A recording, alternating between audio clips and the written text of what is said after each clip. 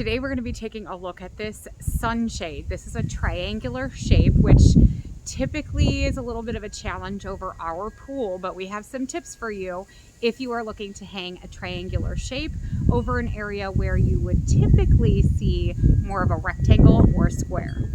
The seller did send this to us in exchange for a video. However, all of the views and tips I'm going to give you are my own. In order to remove some excess slack, we did twist two of the ends of this and hid that area in the palm trees. This only took us about 25 minutes to put up, but we do have two pre-installed 4x4s that we used for previous sunshades. The Florida sun is really hard on sunshade fabric. We go through sunshades every 2 to 3 summers. I have no doubt that this one is going to last just about the same amount of time.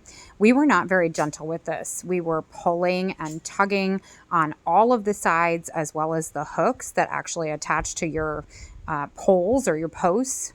It didn't compromise it at all. In addition to twisting the ends, you can attach the multiple pieces of rope together. They do provide these for you to reach an anchor point that is further away. We had to do this because we don't have a third post. If you're looking for a strong and durable sunshade, I would highly recommend this one.